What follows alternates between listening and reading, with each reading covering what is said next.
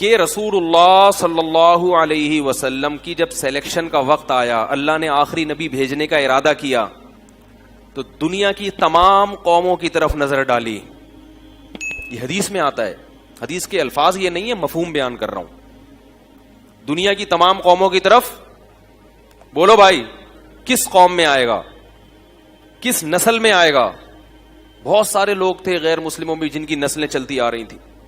اللہ کے رسول صلی اللہ علیہ وسلم نے بخاری میں فرمایا کہ اللہ تعالیٰ نے مجھے پیدا کرنے کے لیے حضرت ابراہیم کی نسل کا, حالانکہ غیر مسلم ہیں ان کی اولادیں, لیکن غیر مسلم ہونے کے باوجود اللہ نے کس نسل کی سلیکشن کی ہے؟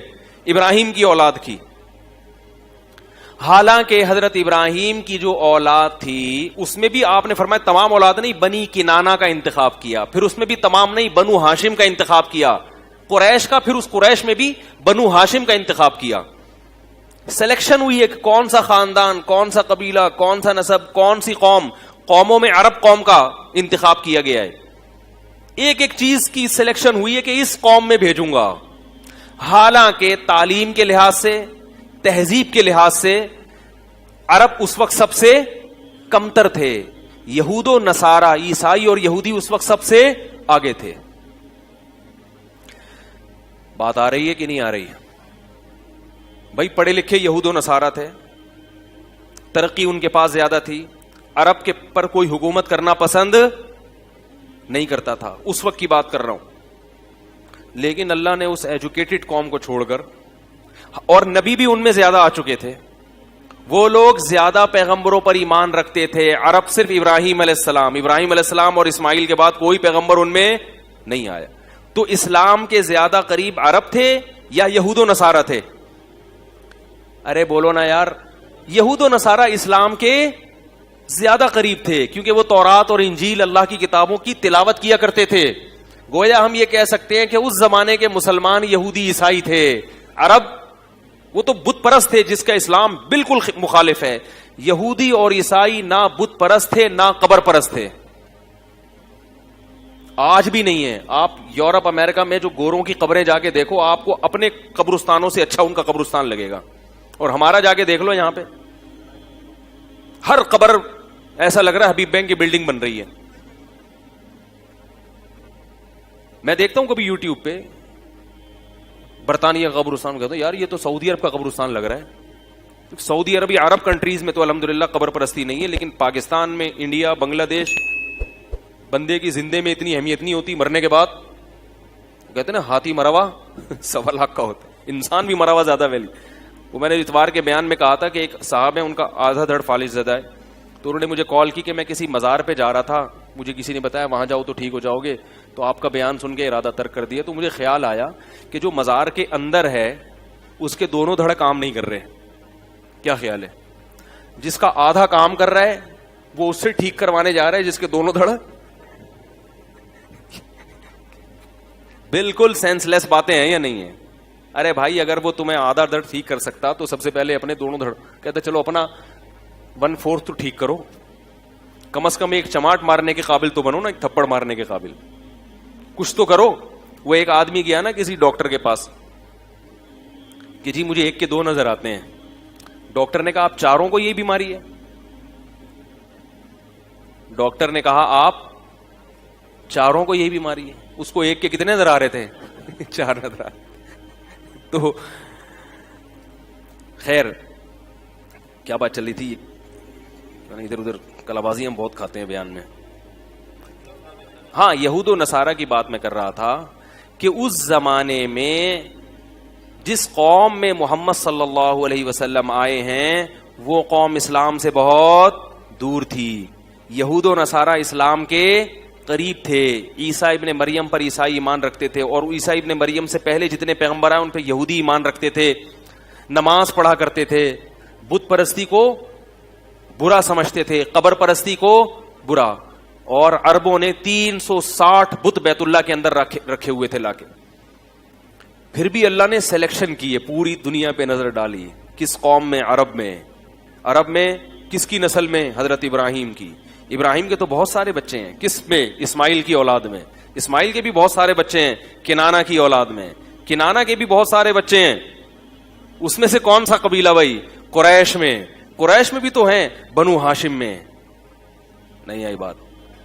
بنو ہاشم میں عبد المطلب کے ہاں عبداللہ اور عبداللہ کے بیٹے محمد صلی اللہ علیہ وسلم. ایک ایک چیز کی سلیکشن ہوئی ہے. حدیث میں آتا ہے میں اپنے زمانے میں سب سے بہتر قوم, سب سے بہتر نسب اور سب سے بہتر قبیلے میں اللہ نے مجھے پیدا کیا ہے. بہتر کیسا؟ وہ تو بت پرست تھا. ارے یار کیا ہو گیا, اتنے غور سے کیوں دیکھ رہے ہیں مجھے؟ میں غلط باتیں کر رہا ہوں؟ میں چاہتا ہوں کہ اشکال کو میں کسی طرح سے کلیئر کروں, کیونکہ اشکال جب اچھی طرح سے دماغ میں بیٹھے گا تو پھر جواب اچھا لگے گا. کیا خیال ہے؟ اشکال ہوتا ہے نا, اتنی بہتر کہاں سے ہو گئے بھائی؟ 360 بتوں کے سامنے جھکنے والا بہتر ہو سکتا ہے؟ اللہ کہہ رہے ہیں یہ تو جہنمی ہیں, جو مشرکین تو نجس ہیں.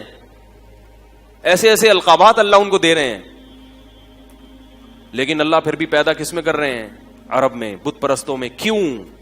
اس زمانے میں کیریکٹر کے لحاظ سے, کردار کے لحاظ سے عرب سے بہتر کوئی قوم نہیں تھی.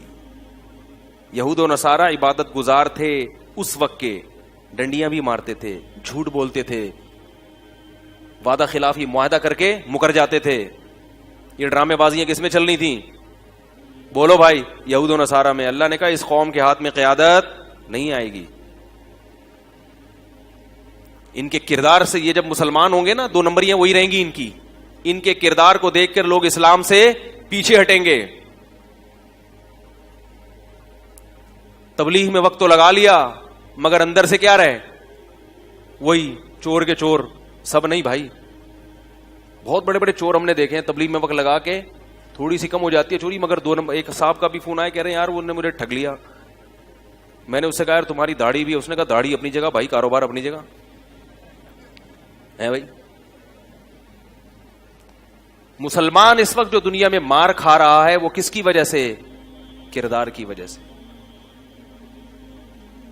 پیسے لو, خدا کی قسم نکلوانا مشکل. پولیس بھیجو تو آدھے پیسے پولیس کھا جائے گی.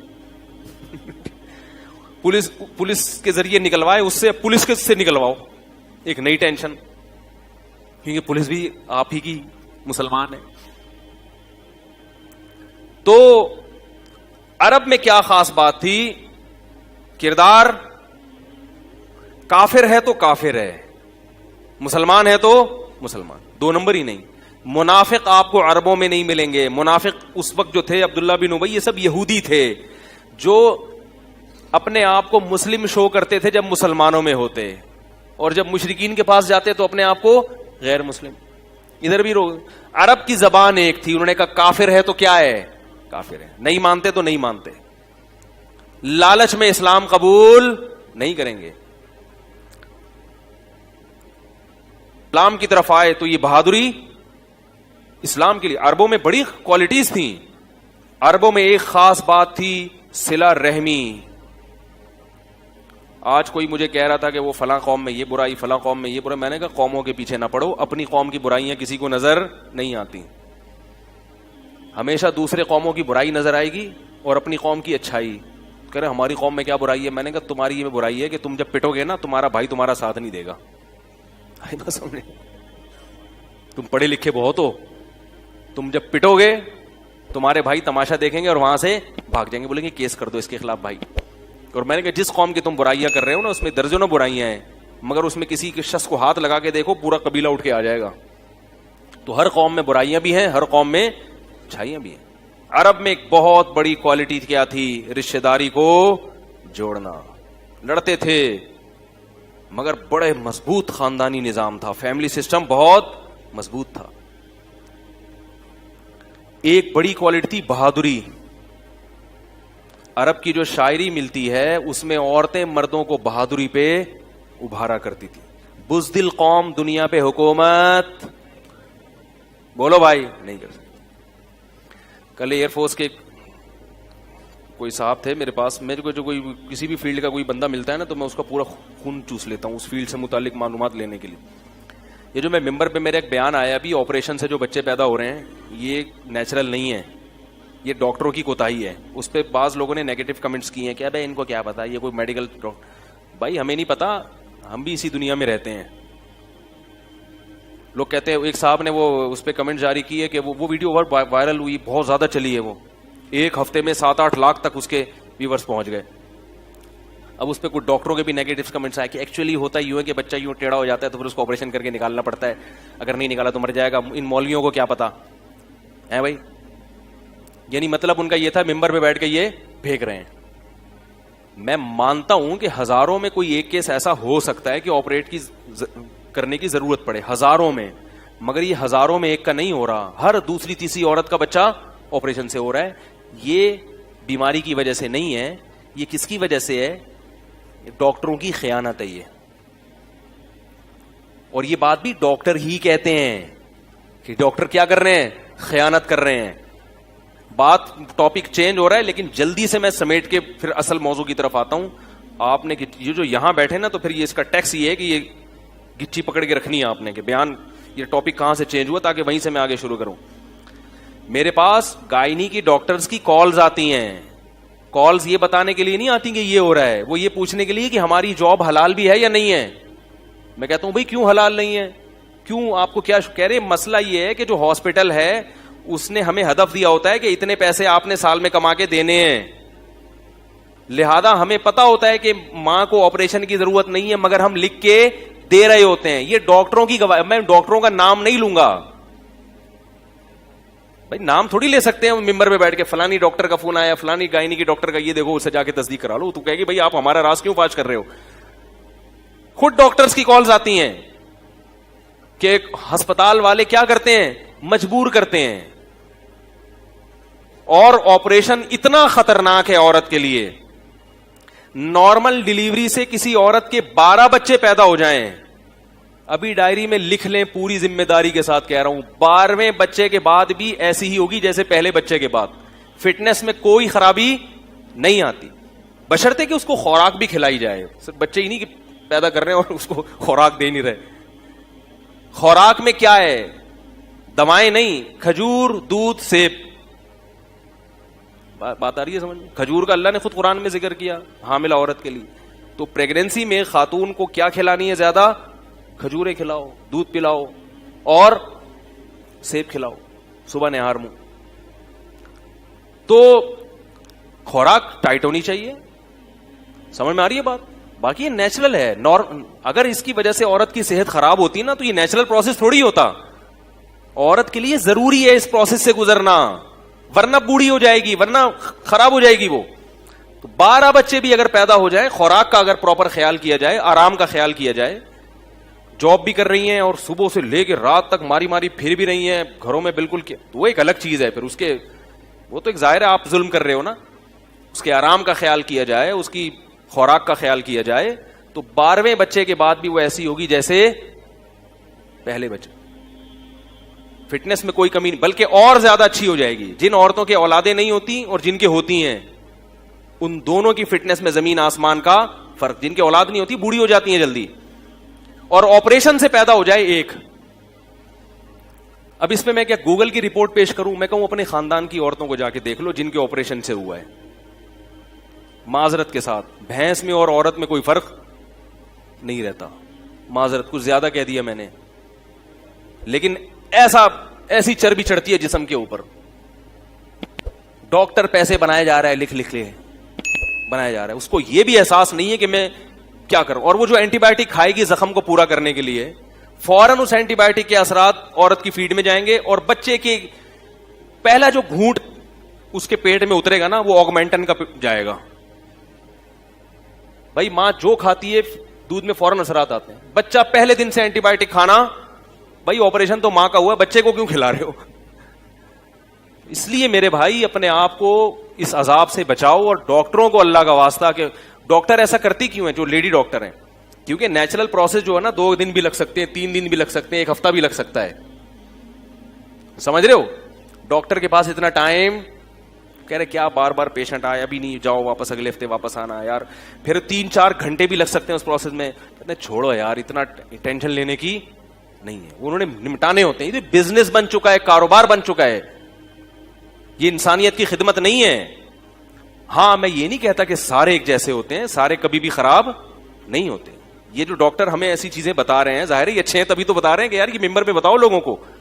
کل ایک ڈاکٹر ہے, بہت ماہر ڈاکٹر ہے, میں اس کا نام نہیں بتاؤں گا کیونکہ نام بتانے پر پابندی ہے, انہوں نے بہت ملکوں کی ڈگری ہے ان کے پاس.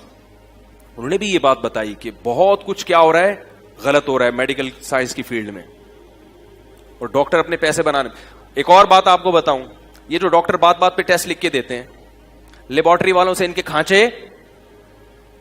میرے یہاں تھوڑا سا گردن میں درد رہتا ہے, میں کیونکہ جب میں نے 8-10 سال پڑھا ہے نا تو گردن ایسے کر کے پڑھا ہے میں نے. اس کا مجھے نقصان کیا ہوا کہ میرے یہاں کبھی کبھار پین شروع ہوتا ہے. تو میں کل ایک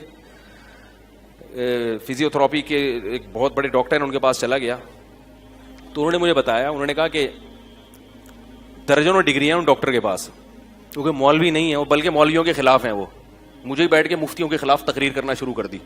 اب میں چپ کر کے, کیونکہ میری گردن کا مسئلہ تھا, ہم سن رہے ہیں اپنے خلاف, کہہ رہے ہیں ابے مولوی 2 نمبر, ابے یہ مولوی. میں نے کہا زیادہ بولا تو ایسا نہ کڑک کر کے کچھ کر دیں, ابھی تو فی الحال جیسے بردی ہیں بھائی آپ صحیح ہو. ان کو میں نے کہہ دیا جمعے کے بیان میں آئے کسی دن, ٹھیک ہے.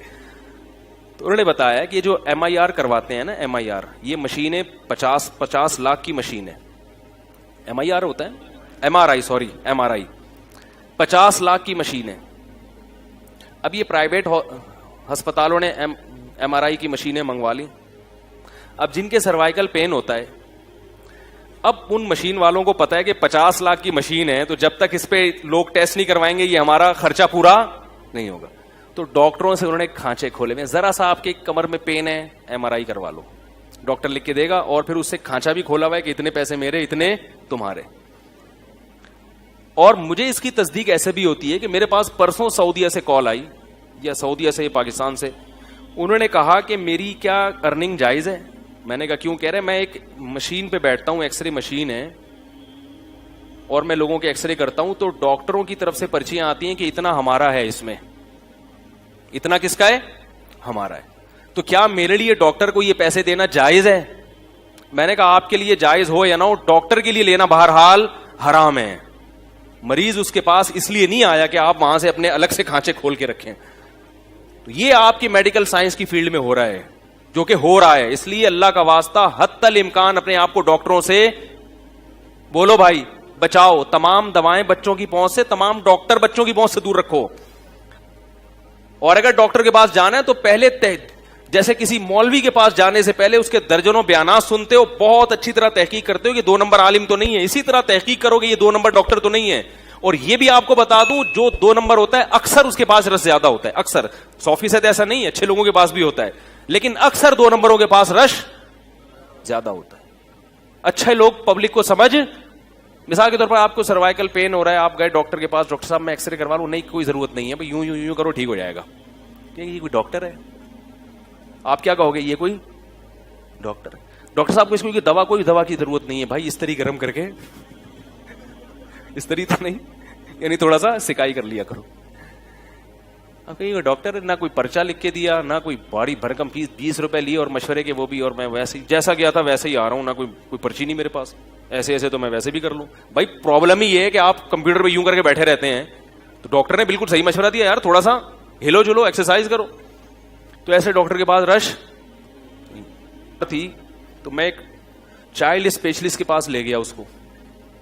چائلڈ اسپیشلسٹ نے ایک کچھ تو دوائیں لکھ کے دی اور کچھ ٹیسٹ لکھ کے دے دیے. ہمارے ایک بڑے اچھے خاندانی ڈاکٹر ہیں, میں ان کے پاس گیا, وہ چائلڈ اسپیشلسٹ نہیں ہے. میں ان کے پاس گیا, میں نے کہا یہ ڈاکٹر صاحب نے یہ لکھ کے دیا, یہ ٹیسٹ. انہوں نے کہا اس ٹیسٹ کی کوئی ضرورت نہیں ہے. میں نے کہا کیوں؟ انہوں نے کہا کہ اس ٹیسٹ کی وجہ سے اگر یہ بیماری نکل آئی نا کہ یہ بچے میں بیماری ہے, تو بھی یہی دوائیں ہیں جو ڈاکٹر نے لکھ کے دی ہیں, اور اگر یہ ٹریس یہ پتہ چلتا ہے بیماری نہیں ہے, پھر بھی دوا یہی کھلانی پڑے گی. میں نے کہا لو بھائی, خام خا کے ٹیسٹ. اور وہ ڈاکٹر بھی ماشاءاللہ باشرہ تھے, داڑھی بھی تھی ان کی. کیا کریں آدمی, کہاں جائے یار, نہ داڑھی والے پر اعتماد کر سکتا ہے نہ ٹوپی والے پر. جو ٹوپی پہنی ہے وہی آپ کو پہنا دیتا ہے. وہ ٹوپی پہنی بھی اس لیے کہ بوقت ضرورت وہ ٹوپی کسی کو پہنا سکے. خیر اس لیے یہ اتنا زیادہ وہ نہ کریں, میں بات کر رہا ہوں تو کچھ اس کے پیچھے لاجک ہے. اب سوال پیدا ہوتا ہے, لوگ کہتے ہیں ڈاکٹر آپریشن تو کرتے ہی, ہم کیا کریں. ظاہر ہے ڈاکٹر آپ کے جذبات سے, سب نہیں, بار بار بتا رہا ہوں, اچھے لوگ بھی ہیں, وہ ہسپتال والے جب کرتے ہیں تو کیا کریں, تو ایک میری تجویز ہے, کوئی اسلام نہیں ہے کہ آپ اس کو پتھر پہ لکیر سمجھ کے بالکل آپ اس کو پکڑ لیں مضبوطی سے. تو ایک تجویز ہے جس میں آپ 100 دفعہ مجھ سے اختلاف بھی کر سکتے ہیں. قرآن و سنت نہیں بیان کر رہا, میرا ایک تجربہ ہے جو صحیح بھی ہو سکتا ہے, غلط بھی ہو سکتا ہے. اپنی ذمہ داری پر اگر یہ تجربہ کرنا چاہیں تو کر سکتے ہیں. وہ یہ کہ کسی ہاسپٹل میں رجسٹریشن کروا دیں, صحیح ہے, تاکہ عین وقت پر اگر کوئی خدا نخواستہ کوئی مسئلہ ہو گیا, جیسے کہ اس کا امکان بہرحال ہوتا ہے, ہزاروں میں کوئی ایک چانس اس کا بھی ہوتا ہے کیس بگڑ جائے, تو اگر عین وقت پہ کیس بگڑا تو ڈاکٹر پھر ہسپتال والے لیتے نہیں. اور کسی دیسی جو دائیاں ہوتی ہیں نا ان سے رابطہ رکھیں. یاری بات, جو دائیاں ہوتی ہیں ہر محلے میں, کہیں غریب آبادیوں میں ہوتی ہیں دائیاں, مشہور ہوں گی, اس دائی سے کانٹیکٹ کریں کہ بھائی ہم تمہیں پیسے دے دیں گے, ہم چاہتے ہیں نارمل ڈیلیوری ہو. وہ دائیاں بڑی ماہر ہوتی ہیں گاؤں دیہاتوں کی, اور یہاں کراچی میں بھی بہت ہیں. وہ دائیاں آپ کو بغیر ایکس رے کے چیک کر کے بتا دیں گی کہ مسئلہ کیا ہے, نارمل ہے, اب نارمل ہے, صحیح ہے نا. تو بہت آرام سے حساب کتاب ہو جاتا ہے, کچھ بھی نہیں ہوتا. یہ نیچرل ہے, یہ کوئی بیماری نہیں ہے جس میں ہم ڈاکٹروں کو دکھائیں. یہ تو اگر کسی کو پریگنینسی نہیں ہو رہی تو یہ بیماری ہے, اس میں ڈاکٹر کے پاس جائیں. حمل ٹھہر جانا, بچے کا ہونا, یہ نیچرل ہے. بعض لوگ ہاں رجسٹریشن ضرور کروائیں, تاکہ اگر خدا نخواستہ ہزاروں لاکھوں میں کوئی ایک کیس بگڑنے کا بھی چانس ہوتا ہے تو پھر آپ کے پاس ایک ڈاکٹر کا آپشن, اور وہ ٹیسٹ وغیرہ سارے کروا لیں آپ جو ڈاکٹر نے بتائے ہوئے ہیں, نفس کی تسلی کے لیے, دل کی تسلی کے لیے, تاکہ آپ کو یہ احساس رہے کہ میں نے اپنی طرف سے کوئی کوتاہی نہیں کی ہے. ٹھیک ہے, لیکن کیس ڈیل کون کرے گا؟ دائی. ہم لوگ 7-8 بہن بھائی ہیں, سب زندہ بچے ہوئے الحمدللہ. ایک کا بچپن میں انتقال ہوا تھا, تو ہم سب گھر میں پیدا ہوئے ہیں, گھر میں پیدا ہوئے ہیں. اور آپ کو بتاؤں کہ میں نے تو بہت سارے ایسے مشاہدات ہیں, اگر میں بتانا شروع کر دوں. میں گلگت کے, یہ جو لوگ کہتے ہیں نا پہلے موتیں بہت ہوتی تھی, اب ڈاکٹروں کی وجہ سے مرنا بند ہو گئے ہیں بچے. یقیناً ایسا ہے کہ پہلے ڈیلیوری کے دوران موتیں بہت ہوتی تھیں, لیکن اتنی بھی نہیں جتنی بیان کی جاتی ہیں, اور اب یقیناً اس میں کمی آئی ہے. سمجھ رہے بات کو؟ لیکن اتنی نہیں ہوتی تھی جتنی ہوا بنا کے پیش کی گئی ہیں. تو اس جو چانس ہے نا, وہ چانس کے لیے میں نے آپ کو ایک سیف سائٹ بتا دی کہ رجسٹریشن بہرحال آپ ضرور کروائیں, وہ ٹیسٹ پہ ضرور کروا لیں جو ڈاکٹر نے بتائے ہوئے آپ. لیکن کیس کو ڈیل کون کرے گا؟ وہ دائی. دائی اگر کہہ دے کہ بھائی یہ مسئلہ کیا ہے, تو پھر آپ کے پاس آپ یعنی جیسے اسٹینڈ بائی جنریٹر ہوتا ہے نا, ایسے اسٹینڈ بائی ایک ڈاکٹر ہونا چاہیے. لیکن انشاءاللہ اس کی نوبت آئے گی نہیں, کیونکہ یہ ہزاروں میں کوئی ایک کیس ہوتا ہے جو خراب ہوتا ہے, ہزاروں میں. میں گاؤں دیہاتوں میں بھی میں نے سروے کیا ہے, گاؤں ہے کئی ہزار کی آبادی پر مشتمل, وہ لوگ ڈاکٹر کو جانتے ہی نہیں ڈاکٹر ہوتا کیا ہے. میں نے ان سے پوچھا یہاں آپ کے ڈیلیوری کیسز کتنے ہیں؟ انہوں نے کہا بھائی وہاں تو بہت زیادہ ہے نا, وہ تو نسل روکنا جانتے ہی نہیں ہے. انہوں نے کہا ہماری زندگی میں ابھی تک کوئی ایک موت بھی واقع ایسا نہیں ہوا کہ ولادت کے دوران کوئی ماں مر گئی ہو یا بچہ مر گیا ہو, ایک بھی نہیں ہوا. پھر بھی میں کہتا ہوں پہلے ہوتے تھے, اب کم ہو گئے ہیں, لیکن اتنا نہیں جتنا ہوا بنا کے پیش کیا گیا ہے. تو اپنے بچوں کی بھی صحت کی پرواہ کرو, اپنی بیوی کی بھی صحت کی پرواہ کرو. آپ اس کو قصابوں کے پاس وہ بیٹھے ہوئے چھورے کانٹے لے کے, وہ بیٹھے ہوئے. ایک ڈاکٹر نے جو ہے نا کسی کو آپریشن کیا تو وہ کینچی اندر رہ گئی. پھر بلایا بھی آپریشن ہو گیا, ایکس رے میں کوئی عجیب سی چیز آ رہی ہے. دوبارہ کیا تو کینچی نکالی تو کوئی چاقو اندر رہ گیا.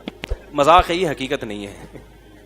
تو وہ اس نے کہا یار ڈاکٹر صاحب ایک زپ کیوں نہیں لگا دیتے آپ, زپ کیوں نہیں لگا. تو آج کل جن خواتین کو پریگنینسی ہو رہی ہے ان کے پہلے سے زب لگوا دیں. کیا لگوا دیں؟ زب لگوا دیں, کیونکہ ہر دفعہ کی ٹینشن ہے یہ. اگر میری باتوں پہ عمل نہیں کرتے تو پھر کیا لگوا دیں؟ زب لگوا دیں. اور اگر زب سے بچنا چاہتے ہیں, جو باتیں میں آپ کو کہہ رہا ہوں اس پر عمل کریں, سستے میں اچھا کام ہو جائے گا. خیر بات کہاں سے کہاں چلی گئی, اصل موضوع کی طرف آ رہا ہوں. ہاں تو میں یہ عرض کر رہا تھا کہ کردار کے اچھے کون ہوتے ہیں؟ عرب تھے. تو عرب میں کوالٹیز تھی, بہادری تھی, بہادری, لڑتے تھے. جب کسی کا ساتھ دیتے تھے نا پھر یہ نہیں دیکھتے تھے کہ مروں گا یا بچوں گا, بھرپور طریقے سے ساتھ دیتے تھے. عرب میں یہ ہوتا تھا کہ جو اتنی لمبی لمبی جنگیں چلتی تھیں اس کی ایک وجہ یہ بھی ہوتی تھی کسی خاندان کے فرد کو قتل کر دیا. جب قتل کر دیا تو وہ کہتا تھا اب میں چین سے نہیں بیٹھوں گا, ظالم سے انتقام لوں گا. ہمارے ہاں کیا ہوتا ہے, چھوڑو یار, چھوڑو یار, جانے دو یار. اور یہ اس کی وجہ یہ نہیں کہ معاشرے میں امن چاہتے ہیں, اس کی وجہ بزدلی, دم ہی نہیں ہے. ٹھیک ہے, لہذا اس میں قتل کرنا آسان کام نہیں تھا. باقی جہالتیں بھی تھیں, تو اسلام نے ان کی غیرت کے رخ کو صحیح سمت دے دی, کیونکہ تعلیم نہیں تھی. اس تعلیم نہ ہونے کی وجہ سے ان کی کوالٹیز غلط استعمال ہو رہی ہیں. مثال کے طور پر گھوڑا دوڑانے کی ریس ہو رہی ہے, اس میں جو ہار گیا وہ دل پہ لے گیا, بے عزتی نہیں برداشت ہو رہی تو اس نے مار دیا, بندہ مارا تو اس نے بھی مار دیا, پھر اس نے بھی مار دیا, ایک جنگ چھڑ گئی. تو یہ جہالت تھی. لیکن بہت ساری کوالٹیز تھیں جن میں ایک بڑی کوالٹی کیا تھی؟ کردار. امانت میں خیانت نہیں, امانت میں.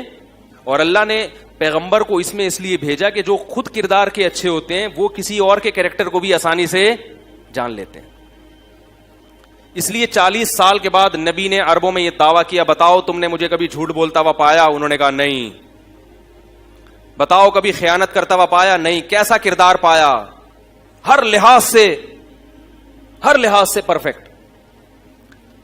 جو قوم کردار کی خراب ہوتی ہے نا, اس میں یہ خوبی نہیں ہوتی کہ آپ اس کے کہیں کہ بتاؤ میں نے کبھی جھوٹ بولا, ہو گئے یہی تو تمہارا فالٹ ہے, اسی وجہ سے تم مار کھا رہے ہو, تمہیں تو کسٹمر کو ٹوپی کرانی نہیں آتی ہے. بھائی اس طرح کاروبار تھوڑی چلتا ہے. تم تو مولویوں کے چکر میں پڑ گئے ہو, حلال حرام جائز ناجائز اسی میں لگے رہتے ہو.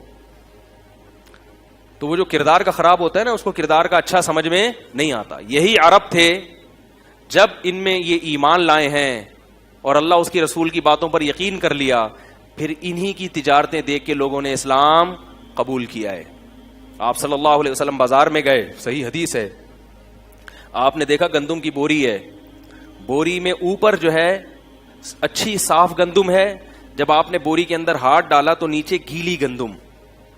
آپ صلی اللہ علیہ وسلم نے تنبیہ فرمایا کہ یہ گیلی والی اوپر رکھ دو, اس لیے کہ جو گاہک ہے نا, کسٹمر, وہ اوپر کی گندم دیکھ کر سمجھے گا کہ باقی سارا کیا ہے, ایسا ہی ہے. یہ دھوکہ ہے, غلط ہے, اس سے بچو. انہوں نے فوراً یقین کر لیا, یا رسول اللہ اب نہیں ہوگا, ایسے غلطی ہو گئی. کیا مطلب؟ جان کر نہیں ہوا, اب یہ غلطی نہیں ہوگی. جو کردار کا خراب ہوتا بولتا بھائی نماز روزے کی حد تک صحیح ہے یار. اب یہ بزنس میں بھی مولویوں نے ٹانگ اڑانا شروع کر دی ہے. بھائی یار یہ ہماری دکان کا راستہ بھی دیکھ لیا انہوں نے, ہے بھائی نہیں آ رہی ہو. ایک صاحب تھے میرے پاس آئے کہ یہ میں نے کہیں بینک سے 1 لاکھ روپے نکلوائے ہیں اور وہ رسید بھی, بینک کی سیل بھی کھول دی, اب یہ 1 لاکھ روپے 1,000 اس میں خراب نکلا ہے, یہ بینک نہیں لے گا, کوئی بھی بینک. کسی اور بینک میں جمع کرانے کا اس نے مسترد کر دیا. پہلے والا بینک اس لیے نہیں لے گا کہ وہ سیل کھل چکی ہے.